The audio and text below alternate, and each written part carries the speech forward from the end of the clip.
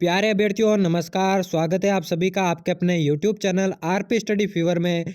तो दोस्तों माध्यमिक शिक्षा बोर्ड 2022 के लिए 12th क्लास के जो है आपके सभी विषयों के मॉडल पेपर रिलीज हो चुके हैं। जी हाँ दोस्तों, 12th क्लास की 2022 की जो परीक्षाएं होने वाली हैं उनके मॉडल पेपर घोषित हो चुके हैं। तो इस वीडियो में मैं आपके लिए हिंदी अनिवार्य का मॉडल पेपर लेकर आया हूँ। किस प्रकार से आपका पैटर्न रहेगा 2022 की 12वीं क्लास की बोर्ड परीक्षाओं के लिए, उसके बारे में चर्चा करेंगे दोस्तों। बाकी सब्जेक्ट के भी आपको जो है मॉडल पेपर इस चैनल पर अवेलेबल कर दिए जाएंगे। आप इस चैनल की प्लेलिस्ट पे जाके सभी मॉडल पेपर को वॉच कर सकते हैं। इनके मदद से आपको पता चल जाएगा कि आपका जो पेपर है किस प्रकार से आएगा। तो वीडियो को बिना देर के हम शुरू करते हैं। हिंदी अनिवार्य का पेपर हम शुरू करने जा रहे हैं। यहाँ पे दोस्तों परीक्षार्थियों के लिए इंस्ट्रक्शन दिए हैं, इन्हें आप पढ़ लेना। मैं अगर पढ़ूंगा तो वीडियो लंबी हो जाएगी, तो मैं तुरंत आपका जो है पेपर है वो शुरू करने जा रहा हूँ। यहाँ पे देखिए खंड अ दिया गया है, ठीक है ना।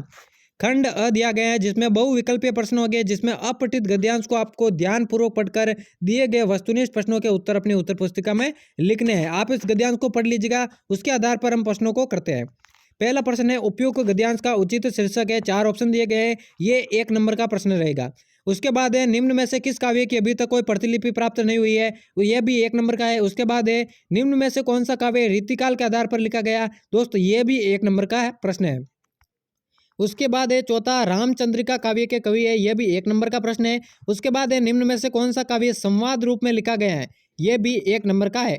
अगला है निम्न में से राम भक्ति के कवि नहीं है, दोस्तों 4 ऑप्शन दिए गए हैं, यह भी 1 नंबर का प्रश्न है। यह दोस्तों आपके अपठित गद्यांश से पूछे गए प्रश्न है, ठीक है ना। 6 प्रश्न आपके पूछे गए हैं, 1-1 नंबर का प्रति प्रश्न रहेगा, बिल्कुल वस्तुनिष्ठ प्रश्न रहेगा। आपको अपठित गद्यांश को पढ़कर इनके उत्तर देने हैं, ठीक है ना। अब दोस्तों यहाँ पे अपठित गद्यांश है, ठीक है ना। अपठित यहाँ पे गद्यांश है, उसके आधार पर आपको जो है प्रश्नों के उत्तर देना है। तो आप इस गद्यांश को पढ़ लेना, बड़ा लंबा गद्यांश है, उसके आधार पर आपको इन प्रश्नों को सॉल्व करना है। यहाँ पे दोस्तों यहाँ पे मिसप्रिंट हुआ है, यहाँ पे अपठित गद्यांश की जगह अपठित पद्यांश है, क्योंकि पहले आपका अपठित गद्यांश आएगा, उसके बाद अपठित पद्यांश आ जाएगा। तो गद्यांश के बारे में हमने देख लिया, अब अपठित गद्यांश को देखते हैं, इसे आप पढ़ लेना। हम प्रश्न सॉल्व कर रहे हैं। राम की माता उन्हें क्या कहती थी, 1 नंबर का ये प्रश्न है। दूसरा है राम की शक्ति पूजा में कमल पुष्प कौन चुरा लेता है, यह भी 1 नंबर का प्रश्न है। इन प्रश्नों का आंसर आपको अपठित गद्यांश और पद्यांश को पढ़कर देने हैं। अगला है राम ने किसको पराजित करने के लिए शक्ति की उपासना की, यह भी 1 नंबर का है। अगला है 2 नील कमल है से सभी राम किन 2 नील कमलों की बात कर रहे हैं, यह भी 1 नंबर का है। अगला है नील कमल शब्द में अलंकार है, यह भी 1 नंबर का प्रश्न है। उसके बाद है नयन शब्द के पर्यायवाची शब्द है, यह भी 1 नंबर का प्रश्न है। तो दोस्तों यहाँ पे वस्तुनिष्ठ टाइप के प्रश्न आपसे अपठित गद्यांश और पद्यांश से पूछे जाएंगे। उसके बाद रिक्त स्थान से संबंधित प्रश्न पूछे जाएंगे। 6 प्रश्न आपके पूछे जाएंगे। देखिए पहला है जिस भाषा को बालक अपनी माँ तथा परिवार द्वारा सीखता है उसे क्या कहते हैं, आपको लिखना है, ये 1 नंबर का है। उसके बाद है हिंदी लिपि में लिखी जाती है, कौन सी लिपि में लिखी जाती है, तो देवनागरी में लिखी जाती है, यह भी 1 नंबर का है। उसके बाद है मेरा घर गंगा पर है, वाक्य में कौन सी शब्द शक्ति है, वो आपको लिखना है, 1 नंबर का प्रश्न है। उसके बाद है शब्द की जिस शक्ति से किसी शब्द के सबसे साधारण लोक प्रचलित अर्थ का बोध हो, उसके भी लिखना, आपको खाली जगह भरनी है, 1 नंबर का प्रश्न है। फिर है मैं निज रोदन में राग लिए फिरता हूँ, उस काव्य पंक्ति में कौन सा अलंकार है, यह भी 1 नंबर का है। उसके बाद है भगवान भक्तों की भयंकर बुरी बिसारी है, उक्त काव्य में ब वर्ण की आवृत्ति के कारण अनुप्रास अलंकार हो जाएगा, यह भी 1 नंबर का प्रश्न है। उसके बाद है दोस्तों अति लघुतरात्मक प्रश्न है, ठीक है ना। अति लघुतरात्मक प्रश्न है। पहला प्रश्न है निम्न पारिभाषिक शब्दों के अर्थ लिखिए। यहाँ पे एप्लीकेंट और एक्यूज का आपको जो है अर्थ लिखना है। एक आधा आधा नंबर का आपका ये प्रश्न रहेगा, टोटल 1 नंबर हो जाएगा। उसके बाद एक संक्षेप शब्द के लिए पारिभाषिक शब्द लिखिए, यह भी 1 नंबर का है। उसके बाद मेंढक मंडली का दूसरा नाम क्या था, ये सभी अति लघुतरात्मक प्रश्न दोस्तों 1-1 नंबर के हैं। तो अगला है फीचर लेखन क्या है। फिर है किशन दा की कौन सी छवि यशोधर बाबू के मन में बसी हुई थी। उसके बाद है कौन सी बात यशोधर बाबू कभी कभी तंजिया कहते हैं। उसके बाद है पाठशाला में लेखक का विश्वास क्यों बढ़ने लगा, जूझ कहानी के आधार पर बताइए।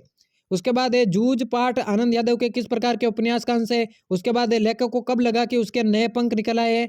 उसके बाद है कुंवर नारायण की किन्हीं 2 रचनाओं के नाम लिखिए। उसके बाद है हजारी प्रसाद द्विवेदी का जन्म और कब और कहाँ हुआ, यह भी 1 नंबर का प्रश्न है। उसके बाद दोस्तों आपका खंड ब शुरू हो जाता है, जहाँ पे लघुतरात्मक प्रश्न आपसे पूछे जाएंगे। 2-2 नंबर का एक प्रश्न रहेगा। चौथा प्रश्न है प्रिंट माध्यम की किन्हीं 2 कमियों को समझाइए। 5वां है हिंदी में नेट पत्रकारिता पर टिप्पणी लिखिए। अगला है खेलों की ओर बढ़ता रुझान विषय पर एक संक्षिप्त आलेख तैयार कीजिए। अगला है कैमरे में बंद अपाहिज कविता की मूल संवेदना लिखिए। उसके बाद है कविता एक खेल है, बच्चों के बहाने एक पंक्ति का आशय स्पष्ट कीजिए। उसके बाद है भक्त जी पर बाजार का जादू नहीं चलता क्यों। उसके बाद है भक्तिन का दुर्भाग्य भी उससे कम हट्टी नहीं था कैसे। उसके बाद है यशोधर बाबू को घर जल्दी लौटना पसंद नहीं था क्यों। अगला है, यदि आप दत्ताजी राय के स्थान पर होते तो लेखक की मदद कैसे करते? यह भी 2 नंबर का प्रश्न है। तो दोस्तों अब खंड स आपके शुरू होता है, जिसमें आपको दीर्घ उत्तरीय प्रश्न पूछे जाएंगे। इसमें आपको ऑप्शन दे रखे होंगे, ठीक है ना। 250 शब्द में आपको आंसर देना है। तो 13वां प्रश्न है, बोलना दंड सही फिर भी पुरस्कार मानकर ही ग्रहण करना चाहिए, सहर्ष स्वीकार है, कविता के आधार पर उक्त कथन की समीक्षा कीजिए। 3 नंबर का यह प्रश्न रहेगा और ऑप्शन भी दे रखा है, दोनों में से आपको एक करना है। ऑप्शन है, फिराक गोरखपुर की रुबाइयों की भाषा एवं प्रसंग सूरदास के वात्सल्य वर्णन की सादगी की याद दिलाता है, उदाहरण सहित स्पष्ट कीजिए। उसके बाद 14वां प्रश्न है, लाहौर अभी तक उनका वतन है और दिल्ली मेरा, तो बाकी सब रफ्ता रफ्ता ठीक हो जाएगा। इस कथन के द्वारा लेखक क्या स्पष्ट करना चाहता है? तर्क सहित उत्तर दीजिए। यह भी 3 नंबर का है। इसका ऑप्शन देके सीरीज की तुलना गांधी जी से करते हुए स्पष्ट कीजिए कि सीरीज को अवधूत क्यों माना गया है।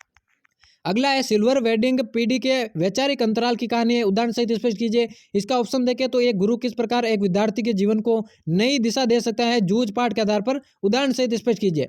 अगला प्रश्न भी ऑप्शन में दे रखा है, शमशेर बहादुर सिंह का कवि परिचय लिखिए। इसके अलावा ऑप्शन दे रखा है, महादेवी वर्मा का लेखक परिचय लिखिए। दोनों में से एक आपको करना है। 3 नंबर का यह प्रश्न रहेगा। दोस्तों खंड द यहाँ पे दिया गया है, जिसमें आपको व्याख्या आएगी। 6 नंबर की ये व्याख्या आएगी। इसमें भी आपको ऑप्शन दे रखे होंगे, निम्नलिखित पद्यांश की सप्रसंग व्याख्या कीजिए। तो 2 ऑप्शन आपको दिए गए हैं, दोनों में से एक ही आपको सप्रसंग व्याख्या कर देनी है। 6 नंबर का ये प्रश्न रहेगा। 18वां प्रश्न है दोस्तों, गद्यांश से रिलेटेड। गद्यांश में भी आपको व्याख्या करनी है। इसमें भी आपको ऑप्शन दे रखे हैं, यह भी 6 नंबर का रहेगा। तो दोस्तों दोनों गद्यांशों में से आप जो है किसी भी गद्यांश की व्याख्या कर सकते हैं। 6 नंबर का ये प्रश्न रहेगा। अगला प्रश्न है दोस्तों 19वां प्रश्न, अपने विद्यालय के लिए आवश्यक परीक्षा सामग्री हेतु निविदा तैयार कीजिए। इसके अलावा अगर ऑप्शन देखें, सचिव माध्यमिक शिक्षा बोर्ड राजस्थान अजमेर की ओर से रीट भर्ती परीक्षा की तिथि में परिवर्तन की विज्ञप्ति तैयार कीजिए। 4 नंबर का ये रहेगा और इसमें भी ऑप्शन दे रखा है। और दोस्तों लास्ट प्रश्न आपका आएगा, टोटल 20 प्रश्न आएंगे। 20वां प्रश्न निबंध से रिलेटेड है। किसी भी एक विषय में से आपको जो है निबंध लिखना है। 4 ऑप्शन दे रखे हैं, चारों में से एक पर आपको निबंध लिखना है। 5 नंबर का ये पेपर रहेगा। और दोस्तों कुछ इस प्रकार से आपका जो है हिंदी अनिवार्य का पेपर परीक्षा में आने वाला है। टोटल 80 नंबर का ये पेपर रहेगा, अलग अलग पार्ट्स में डिवाइडेड है। इसे आप एक बार फिर से वीडियो को देख सकते हैं। दोस्तों हिंदी अनिवार्य 2022 की 12th क्लास का जो मॉडल पेपर है उसको हमने सोल्व किया इस वीडियो में। बाकी सब्जेक्ट के भी आपको जल्द जो है इस चैनल की प्लेलिस्ट में जो है उनके मॉडल पेपर सोल्व करवा दिए जाएंगे। तो दोस्तों इस चैनल को सब्सक्राइब नहीं किया तो जल्दी से सब्सक्राइब कर दीजिएगा आने वाली वीडियोस की नोटिफिकेशन प्राप्त करने के लिए। तो दोस्तों मिलते हैं किसी और नए वीडियो में।